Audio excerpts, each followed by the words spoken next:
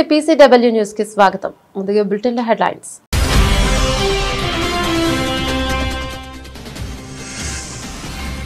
ఇకపై పాలస్తీనా దేశం ఏర్పాటును అంగీకరించబోమని ఇజ్రాయెల్ ప్రకటన. ప్రధాని నెతన్యాహు కార్యాలయం అధికారికంగా వెల్లడి.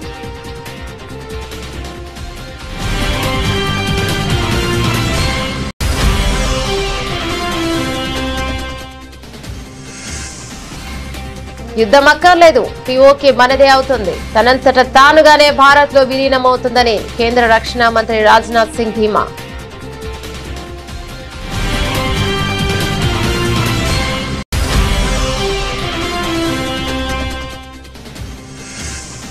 ఉత్తరప్రదేశ్ లో కుల రాజకీయాలకు చెక్. సమావేశాలపై నిషేధం.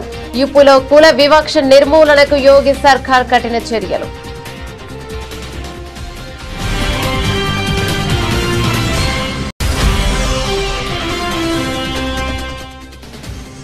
మైసూర్ దసరా ఉత్సవాల్లో తీవ్ర అసహనం. గట్టిగా అరిచిన సీఎం సిద్ధరామయ్య. సభకు అంతరాయం కలిగిస్తున్న వారిపై సిద్ధరామయ్య ఫైర్.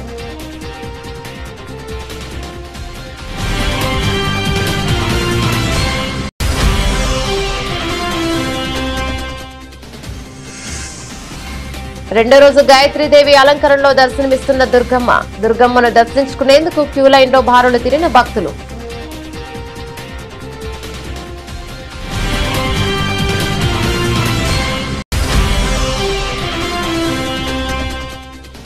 హైవేలు, కోర్ అర్బన్ ప్రాంత అభివృద్ధిపై సీఎం సమీక్ష. రీజనల్ రింగ్ రోడ్డు ఉత్తర దక్షిణ భాగాలను 2 వేర్వేరు ప్రాజెక్టులుగా చూడొద్దని విజ్ఞప్తి.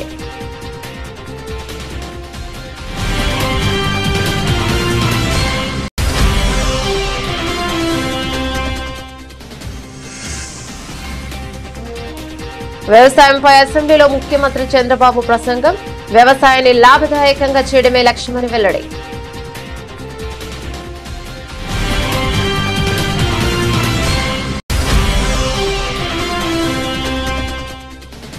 ఇకపై ఇది తెలంగాణ భవన్ కాదు, జనతా గ్యారేజ్. ఆర్ఆర్ఆర్ బాధితులకు బీఆర్ఎస్ పార్టీ పూర్తి అండగా ఉంటుందని కేటీఆర్ హామీ.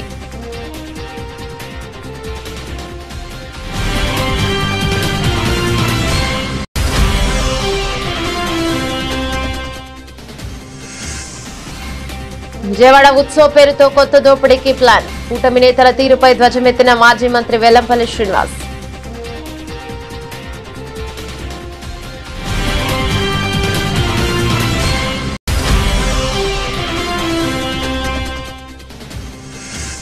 రేవంత్ రెడ్డి ఆదేశాలతో మాజీ డీఎస్పీ నళినిని కలిసిన యాదాద్రి భువనగిరి జిల్లా కలెక్టర్. సాయం చేసేందుకు ప్రభుత్వం సిద్ధంగా ఉందని హామీ.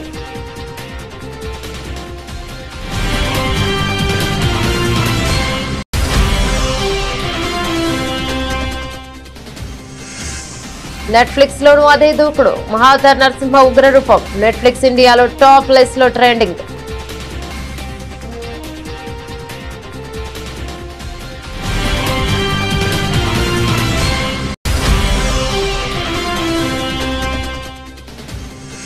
ఫుట్బాల్ మ్యాచ్ లో కూడా పాకిస్తాన్ ఆటగాళ్ల పిచ్ వేశాలు. భారత్ చేతిలో ఓటమి. షాఫ్ అండర్ 17 ఛాంపియన్షిప్ లో పాక్ పై భారత్ ఘన విజయం.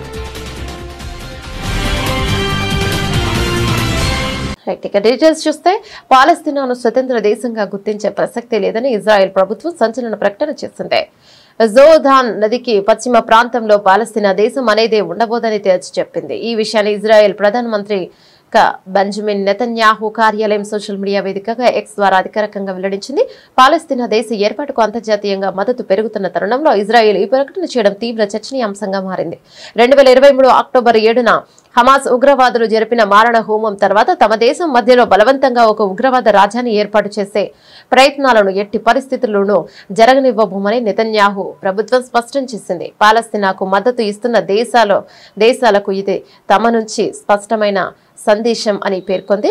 ఈ నెలాఖరులో జరగనున్న ఐక్యరాజ్య సమితి సర్వసభ్య సమావేశంలో పాల్గొనేందుకు నెతన్యాహు అమెరికా వెళ్లనున్నారు.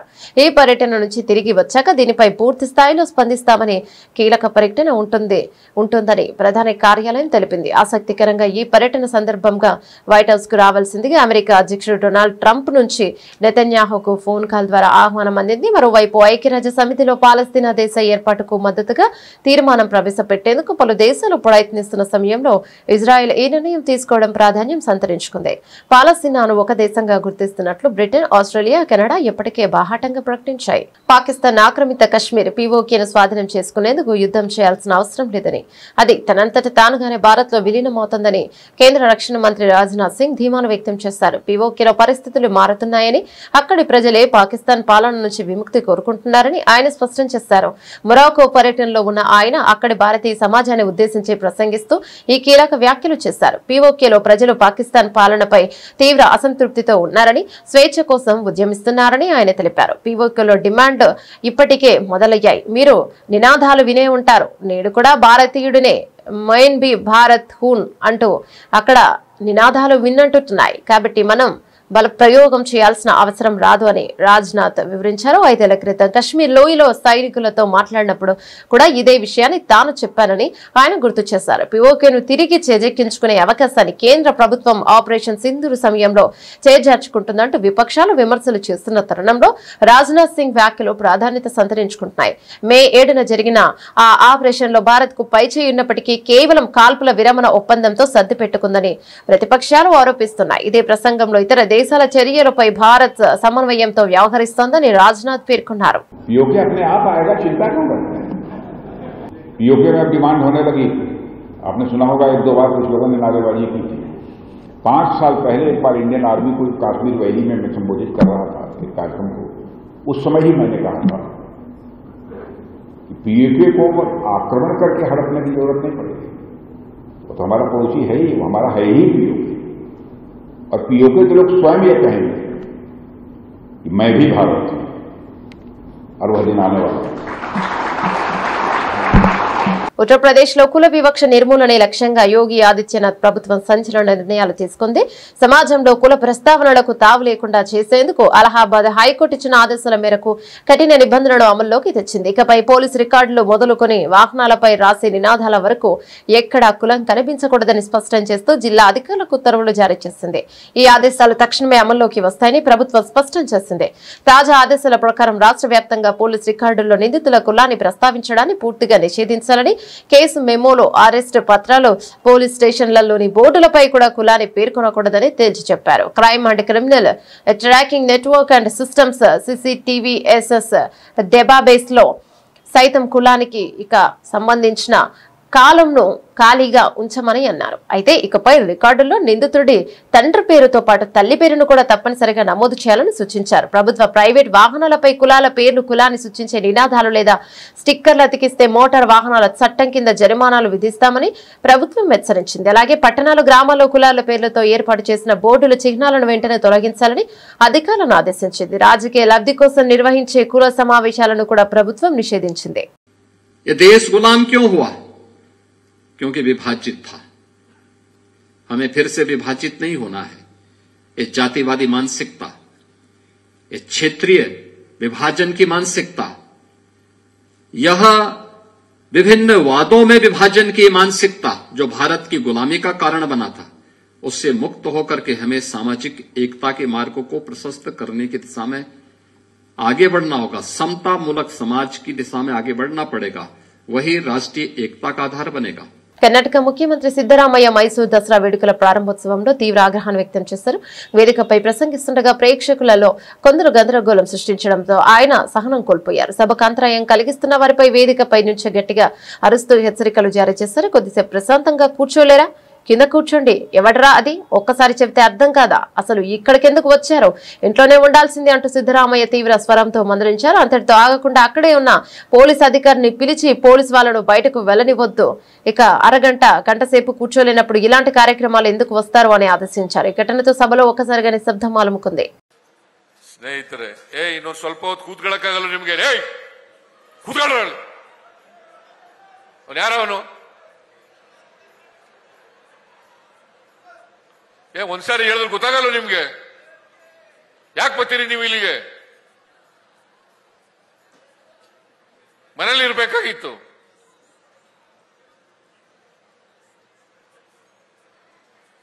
ಪೊಲೀಸ್ನವ್ರು ಅಲ್ಲಿ ಬಿಟ್ಬೇಡ್ರಿ, ಕಳಿಸ್ರಿ ಎಲ್ಲ.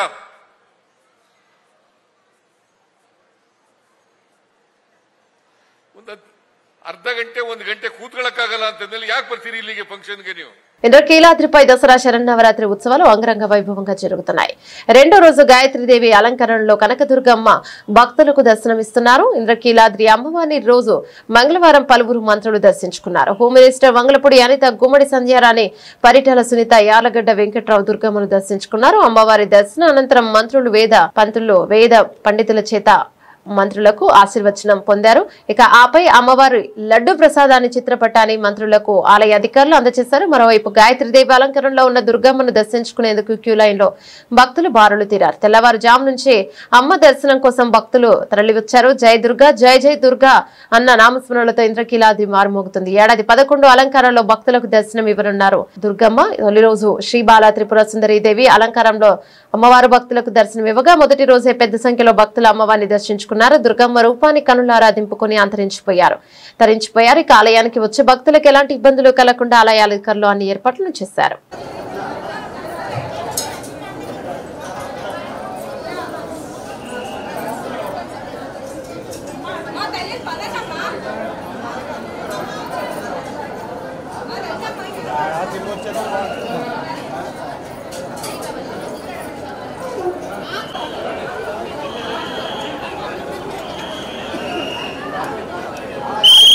రీజనల్ రింగ్ రోడ్డు ఆర్&ఆర్ ఉత్తర దక్షిణ భాగాలను 2 వేర్వేరు ప్రాజెక్టులుగా చూడొద్దని భారత జాతీయ రహదారుల ప్రాధికార సంస్థ NHAI అధికారులతో సీఎం రేవంత్ రెడ్డి అన్నారు. ఉత్తర భాగానికి కేటాయించిన నంబరునే దక్షిణ భాగానికి కూడా కొనసాగించాలని కోరారు. అందుకే వెంటనే అనుమతులు మంజూరు చేయడంతో పాటు ఏకకాలంలో 2 పనులు ప్రారంభించేందుకు సహకరించాలన్నారు.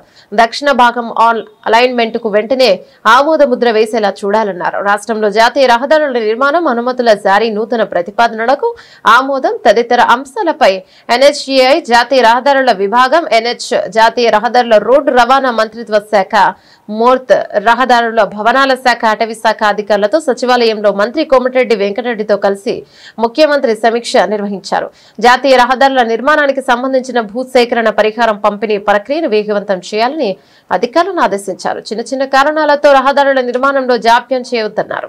అసెంబ్లీలో వ్యవసాయ శాఖపై లఘు చర్చ జరిగింది. సందర్భంగా ముఖ్యమంత్రి పవర్ పాయింట్ ప్రజెంటేషన్ ఇచ్చారు.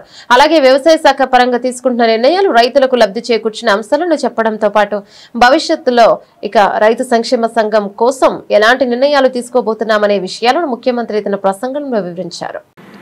ఆంధ్రప్రదేశ్ 24-25 దీని ప్రకారం లెక్కల ప్రకారం 5,17,482 కోట్లు, 35.20%.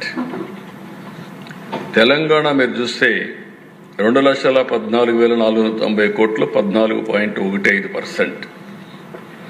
కర్ణాటక 3,08,165 కోట్లు, 11.72%.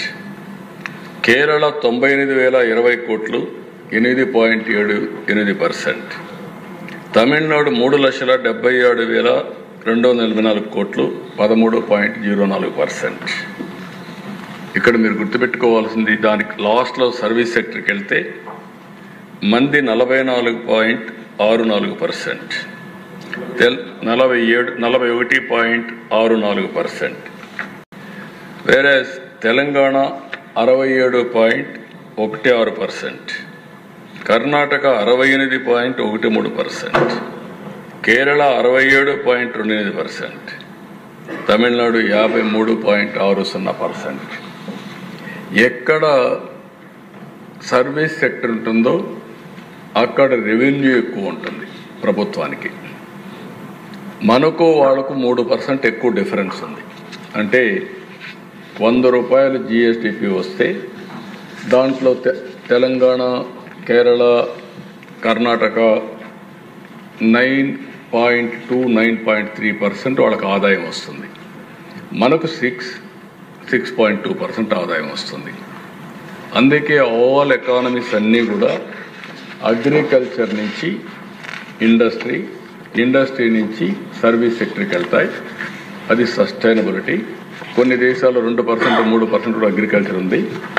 మనం విభజన సమయంలో 25% ఉంటే తర్వాత 35% పెరిగా. తెలంగాణ 25 నుంచి 14% తగ్గే పరిస్థితి వచ్చింది హైదరాబాద్ వల్ల. అదే పదే నేను చెప్తూ వచ్చాను, స్ట్రక్చరల్ ఇంబ్యాలెన్సెస్ ఉన్నాయి. మనకు ఆ ఇబ్బంది ఉంది.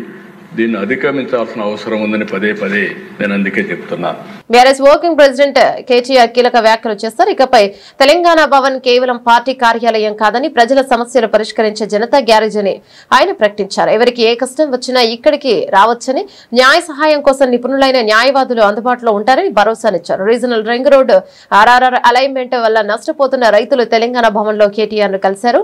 నల్గొండ, సూర్యాపేట, గజ్వేల్, సంగారెడ్డి నియోజకవర్గాల నుంచి వచ్చిన బాధితులతో ఆయన సమావేశమయ్యారు. ఈ సందర్భంగా కేటీఆర్ మాట్లాడుతూ రీజనల్ రింగ్ రోడ్డు విషయంలో కాంగ్రెస్ ప్రభుత్వం అనుసరిస్తున్న వైఖరిని విమర్శించారు. తమ ప్రభుత్వ హయాంలో మల్లన్న సాగర్, కొండపోచమ్మ సాగర్ నిర్వాసితులతో తామే స్వయంగా రోజుల తరబడి చర్చలు జరిపి మెరుగైన పరిహారం ఇల్లు ఇచ్చి ఒప్పించామని గుర్తు చేశారు. కానీ ప్రస్తుత కాంగ్రెస్ నాయకులు రైతుల సమస్యలు తెలుసుకునేందుకు క్షేత్రస్థాయికి వెళ్లడానికి ముఖం చాటేస్తున్నారని ఆయన ఆరోపించారు. గతంలో ఔటర్ రింగ్ రోడ్డు, ఓఆర్ఆర్ విషయంలోనూ కాంగ్రెస్ ప్రభుత్వం ఇలాగే అలైన్మెంట్లు మార్చి రైతులను ఇబ్బందులు గురిచేసిందని కేటీఆర్ విమర్శించారు. అలైన్మెంట్లు మార్చి పేదల జీవితాలతో ఆడుకోవడం కాంగ్రెస్ కు కొత్తేమీ కాదన్నారు. ఆర్ఆర్ఆర్ అలైన్మెంట్ ను శాస్త్రీయంగా ఖరారు చేసే వరకు బీఆర్ఎస్ పార్టీ రైతులకు అండగా నిలుస్తోందని ఆయన స్పష్టం చేశారు. మీరున్నప్పుడు చేయలేదా? మల్లన్న సాగర్ కట్టలేదా? ఆందోళనలు కాలేదా? కొండపోచమ్మ సాగర్ కట్టలేదు? అవును, అయినాయి. కానీ కేసీఆర్ ఏం చేసిండు? పిలుచుకొని మాట్లాడిండు. ఆ రోజు మంత్రులు డైరెక్ట్గా పోయి రోజులు చర్చలు చేసి ఒప్పించి మెప్పించి వాళ్ళకి ఎంత ఇయ్యాలనో ఇప్పించి, అవసరమైతే ప్లాట్ ఇచ్చి, ఇల్లు ఇచ్చి, పరిహారం ఇచ్చి, వాళ్ళకి రేపటి రోజున మీ భూముల విలువ పెడుతుందని చెప్పి సంజాయించి కాలు పట్టుకొని కడుపులో తల పెట్టుకొని ఒప్పించుకున్నాం, ఆఖరికి చేసుకున్నాం. మరి వీళ్ళేం చేయాలి? ముఖం చాటేస్తే అయిపోతుందా? అందుకే మీరు దయచేసి చేయాల్సిన డిమాండ్లు 3.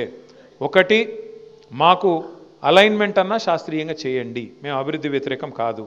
2, నష్టపరిహారం సమంజసంగా ఇవ్వండి. ఇది సరిపోదు. ఏ రకంగా కూడా బహిరంగ మార్కెట్లో ఒక రేటు ఉంది, ఎస్ఆర్ఓ రేట్ ఒకటి ఉంది.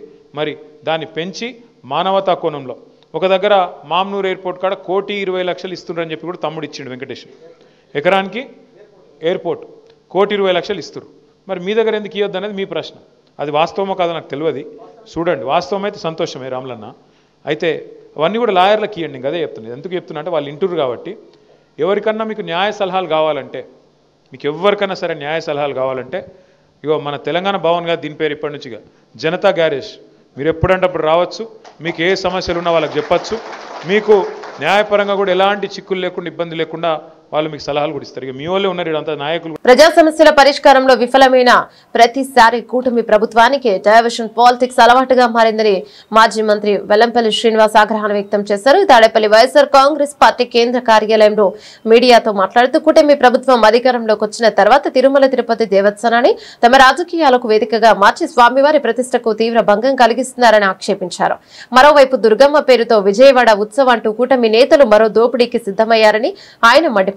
ప్రభుత్వ భూమిని ఉపయోగించుకుంటూ స్టాళ్ల పేర్లతో లక్షలాది రూపాయలు వసూలు చేస్తున్నారని మండిపడ్డారు. ప్రజలపై భారం మోపుతూ దోపిడీకి పాల్పడుతున్న కూటమి నేతల దీనిపై సమాధానం చెప్పాలని డిమాండ్ చేశారు. నవరాత్రుల మీద ఎవరు మాట్లాడలేదు. నవరాత్రుల్లో ఈ రోజు చెప్పాలంటే కనుక అరాకొర వసతులతో ఈ రోజు నవరాత్రుల యొక్క ఉత్సవాలు జరుగుతున్నాయి. ఆఫీసర్ల మధ్య సమన్వయం లేదు. భక్తులకి సరైన అవగాహన కల్పించే విధంగా ఎక్కడ కూడా వాళ్ళకి అవగాహన కల్పించే విధంగా ఎక్కడ కూడా పెట్టిన పరిస్థితులు లేవు. ఏ ఒక్క అధికారికి ఒక అధికారికి సమన్వయం లేదు. సామాన్య భక్తులను ఏ విధంగా గుడికి వెళ్ళాలో తెలియలేని పరిస్థితి. దివ్యాంగులు ఎలాగో తెలియదు. అదేవిధంగా చంటి పిల్లలను పెట్టుకున్న వాళ్ళు ఎలాగో తెలియదు.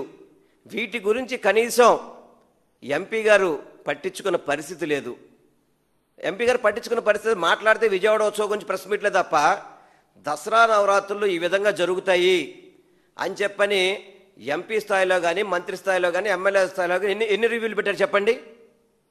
ఒక రివ్యూలో ఎంపీ, ఎమ్మెల్యే, మంత్రులు కలిసిన రివ్యూ నేను ఎక్కడ చూడలేదు. మరి కనీసం గతంలో మా ప్రభుత్వంలో అయితే కనుక ఫీల్డ్ విజిట్లు చేసేవాళ్ళం, రివ్యూలు చేసేవాళ్ళం, భక్తులకు అన్ని రకాల సౌకర్యాలతో ప్రతి ఒక్కటి కూడా ఏర్పాట్లు చేసేవాళ్ళం. ఈరోజు కేవలం విజయవాడ ఉత్సవకే ప్రజాప్రతినిధులందరూ కూడా పరిమితం అయిపోయారు.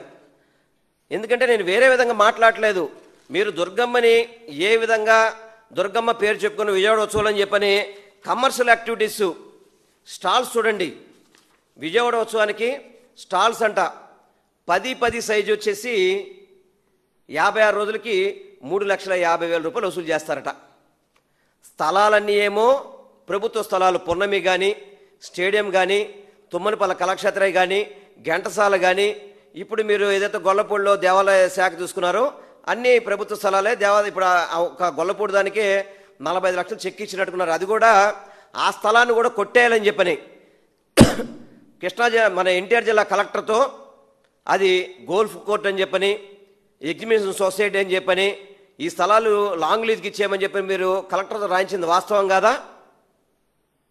వాటన్నిటిని కూడా భక్తులు తప్పుపట్టబట్టి మళ్ళీ 2 నెలలకి మేము 45 లక్షల రూపాయలు అద్దె కడతామని చెప్పని మీరు 40 ఎకరాలకి కలిపి 45 లక్షల రూపాయలు కడితే 10 సైజుకి 3,50,000 వసూలు చేస్తారండి. ఇది మీరు చేస్తున్న వ్యాపారమా? విజయవాడ ఉత్సవాలు చేస్తారు చెప్పండి. ఇంజనీరింగ్ కాలేజీలు కూడా మీరు స్టాల్స్ పెట్టాలి, వేరే విధంగా కంపెనీస్ ఉంటే మీరు స్టాల్స్ పెట్టాలి అని చెప్పని ఒత్తిడి చేయడం, స్టాల్స్ ద్వారా కోట్ల రూపాయలు వసూలు చేయడం. కోట్ల రూపాయలు విజయవాడ ఉత్సవంలో పబ్లిక్ ఏమి ఉరిగిందని చెప్పండి. మీరు బుక్ మై షోలో ఇళయరాజా గారి షోకి బుక్ మై షోలో పెట్టారు టికెట్స్ కొనుక్కోండి అని చెప్పని. బుక్ మై షోలో చూడండి 849 రూపాయల నుంచి 59,000 రూపాయల వరకు టికెట్ అండి దానికి. ఇది బుక్ మై షోలో తీసుకున్న ప్రింట్. ఇది అనారోగ్యంతో బాధపడుతున్న మాజీ డీఎస్పీ నళినిని యాదాద్రి భువనగిరి జిల్లా కలెక్టర్ హనుమంతరావు పరామర్శించారు. ముఖ్యమంత్రి రేవంత్ రెడ్డి ఆదేశాల మేరకు కలెక్టర్ ఆమె నివాసానికి వెళ్లి మాట్లాడారు. నళిని ఆరోగ్య పరిస్థితిని అడిగి తెలుసుకుని ప్రభుత్వం అన్ని విధాల సహాయం చేయడానికి సిద్ధంగా ఉందని హామీనిచ్చారు. ఆమె సర్వీసు సమస్యను కూడా త్వరలోనే పరిష్కరిస్తామని ముఖ్యమంత్రి తెలిపారని ఆయన వెల్లడించారు. నళిని చికిత్సకు ఎంత ఖర్చైనా ప్రభుత్వమే భరిస్తోందని కలెక్టర్ హామీనిచ్చారు. గతంలో వైద్యపరంగా అయిన ఖర్చులను కూడా ముఖ్యమంత్రి సహాయ నిధి నుంచి అందజేస్తామని, ఇంకా ఎలాంటి సహాయం కావాలన్నా చేయడానికి ప్రభుత్వం సిద్ధంగా ఉందని ముఖ్యమంత్రి చెప్పారని కలెక్టర్ నళినికి తెలియజేశారు. నళినిని కలిసిన అనంతరం కలెక్టర్ మీడియాతో మాట్లాడుతూ తాను ఆయుర్వేద వైద్యం, యోగా ద్వారా కోలుకుంటున్నానని, ప్రస్తుతం పెద్దగా ఖర్చేమీ కాదని ఆమె చెప్పారని తెలిపారు. ఆమె తన సర్వీస్ నిబంధనల గురించి అభ్యర్థించారని, ఆ విషయాన్ని ప్రభుత్వం దృష్టికి తీసుకెళ్తానని కలెక్టర్ పేర్కొన్నారు. నళిని త్వరలో పూర్తి ఆరోగ్యంతో కోలుకోవాలని ఆయన ఆకాంక్షించారు.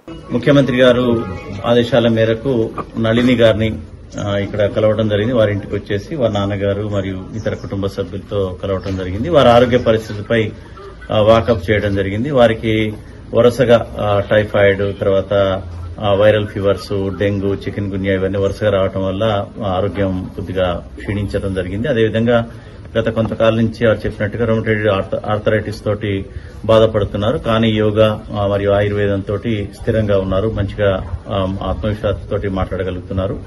ముఖ్యమంత్రి గారి యొక్క నిర్ణయం ప్రకారం ఇక్కడికి వచ్చేసి వారి సమస్యలు, ముఖ్యంగా ఆరోగ్య పరిస్థితి బాగుండాలి. అవసరమైతే ఎక్కడైనా సరే, ఎంత ఖర్చైనా సరే మనకి హైదరాబాద్ లో ఉన్నటువంటి నిమ్స్ లో గానీ, ఇతర కార్పొరేట్ హాస్పిటల్లో గానీ వైద్యం ప్రభుత్వమే భరించి చేస్తానని చెప్పడం జరిగింది. అదేవిధంగా గతంలో కూడా ఏదన్నా వైద్యపరంగా అయినటువంటి ఖర్చులకు కూడా ముఖ్యమంత్రి గారు నిధుల నుంచి ఇస్తానని కూడా చెప్పమని కన్వే చేయడం జరిగింది. అయితే వారు పెద్దగా ఖర్చులు కాలేదని నళిని గారు చెప్పారు. ఎందుకంటే ఆయుర్వేదం కాబట్టి, వారికి తెలిసిన మెడిసిన్, మరియు పతంజలి కాబట్టి ఖర్చులు పెద్దగా కాలేదని, అది కూడా ఇప్పుడు వారు పూర్తిగా అల్లోపతికి దూరంగా ఉన్నాము.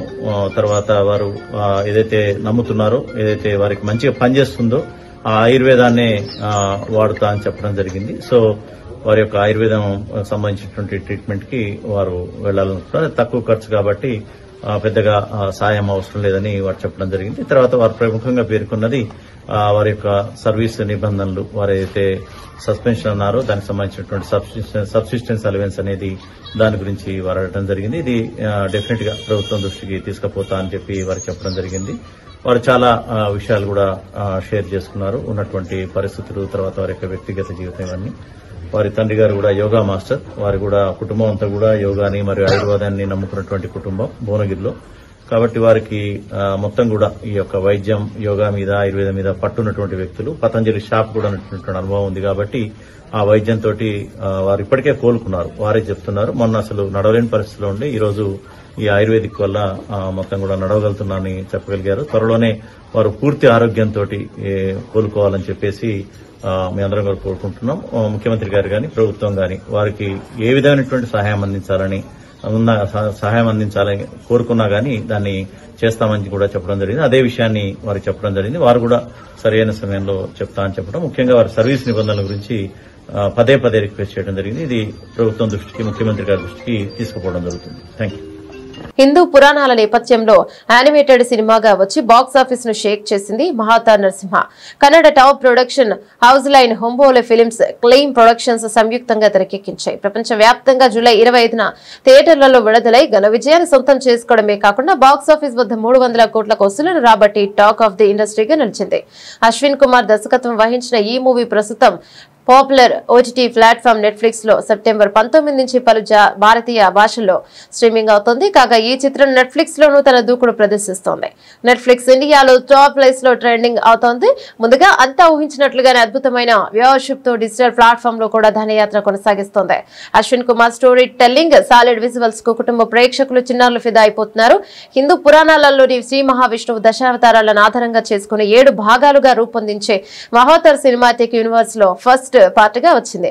మహావతార్ నరసింహ ఈ ఫ్రాంచైజీలో రాబోయే నెక్స్ట్ పార్ట్లపై అంచనాలు అమాంతం పెరిగిపోతున్నాయి. షాఫ్ అండర్ 17 ఫుట్బాల్ ఛాంపియన్షిప్ లో భాగంగా జరిగిన భారత్ ఉత్కంఠ భరిత మ్యాచ్ లో భారత్ యువ జట్టు పాకిస్తాన్ పై అద్భుత విజయాన్ని నమోదు చేసింది. మైదానంలో పాక్ ఆటగాడి రెచ్చగొట్టే చర్యకు బదులుగా గోల్స్ తో ఇక సమాధానమిచ్చి 3-2 తేడాతో పాక్ ను చిత్తు చేసింది. విజయంతో గ్రూప్ బి లో అగ్రస్థానంలో నిలిచిన టీమిండియా ఘనంగా సెమీఫైనల్ కు దూసుకెళ్లింది.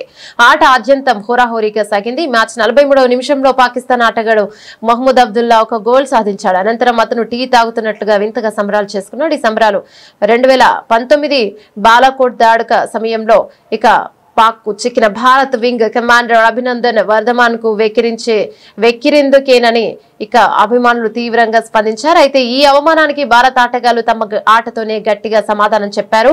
ఇక దాల్ ములున్ గాంగ్టే గుండ్లిభా వాంకేరాక్టం చెరొక గోల్ సాధించి స్కోర్ ను సమం చేయగా ఇక 73వ నిమిషంలోనే రెహాన్ అహ్మద్ అద్భుతమైన గోల్ కొట్టి భారత్ కు నిర్ణయాత్మక విజయాన్ని అందించాడు. ఈ గెలుపుతో వరుసగా 3 విజయాలు నమోదు చేసిన భారత్ జట్టు సెమీఫైనల్లోనే నేపాల్ తో తలపడనుంది. మ్యాచ్ లో ఓడిపోయినప్పటికీ పాకిస్తాన్ కూడా సెమీస్ కు అర్హత సాధించింది. సెమీస్ లో బంగ్లాదేశ్ తో పాక్ ఆడనుంది. బులెటిన్ ముగించే ముందు హెడ్లైన్స్ మరోసారి.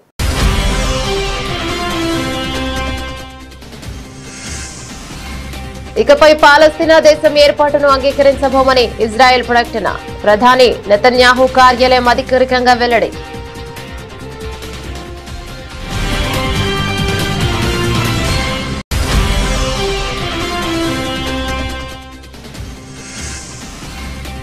యుద్ధం అక్కర్లేదు, పిఓకే మనదే అవుతుంది, తనంతట తానుగానే భారత్ లో విలీనమవుతుందని కేంద్ర రక్షణ మంత్రి రాజ్నాథ్ సింగ్ ధీమా.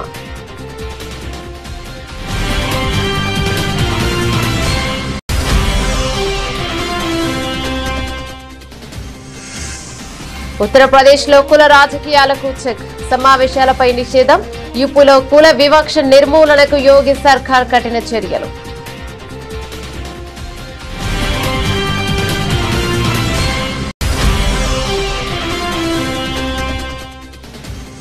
మైసూర్ దసరా ఉత్సవాల్లో తీవ్ర అసహనం. గట్టిగా అరిచిన సీఎం సిద్ధరామయ్య. సభకు అంతరాయం కలిగిస్తున్న వారిపై సిద్ధరామయ్య ఫైర్.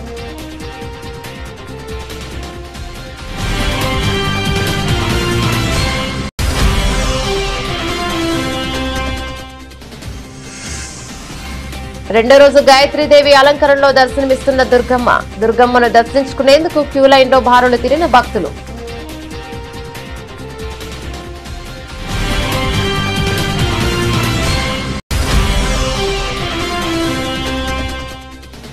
హైవేలు, కోర్ అర్బన్ ప్రాంత అభివృద్ధిపై సీఎం సమీక్ష. రీజనల్ రింగ్ రోడ్డు ఉత్తర దక్షిణ భాగాలను 2 వేర్వేరు ప్రాజెక్టులుగా చూడొద్దని విజ్ఞప్తి.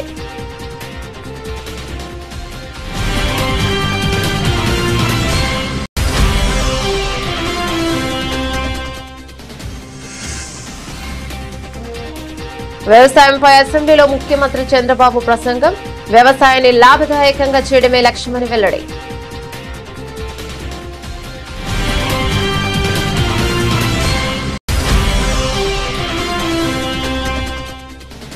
ఇకపై ఇది తెలంగాణ భవన్ కాదు, జనతా గ్యారేజ్. ఆర్ఆర్ఆర్ బాధితులకు బీఆర్ఎస్ పార్టీ పూర్తి అండగా ఉంటుందని కేటీఆర్ హామీ.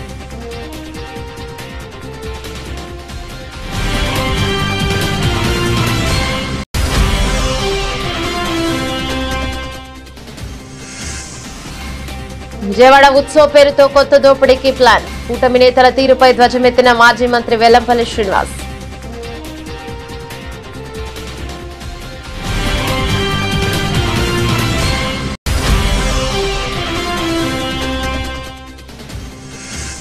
రేవంత్ రెడ్డి ఆదేశాలతో మాజీ డీఎస్పీ నళినిని కలిసిన యాదాద్రి భువనగిరి జిల్లా కలెక్టర్. సాయం చేసేందుకు ప్రభుత్వం సిద్ధంగా ఉందని హామీ.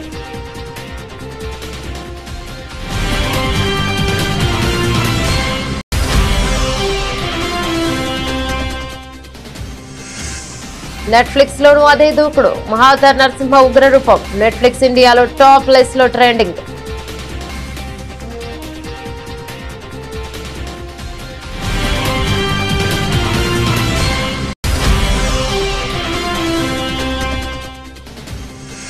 ఫుట్బాల్ మ్యాచ్ లో కూడా పాకిస్తాన్ ఆటగాళ్ల పిచ్ వేశాలు. భారత్ చేతిలో ఓటమి. షాఫ్ అండర్-17 ఛాంపియన్షిప్ లో పాక్ పై భారత్ ఘన విజయం. ఇవి బులెటిన్ డీటెయిల్స్. మరో బులెటిన్ లో మళ్ళీ కలుసుకుందాం. అంతవరకు సెలవు. నమస్తే.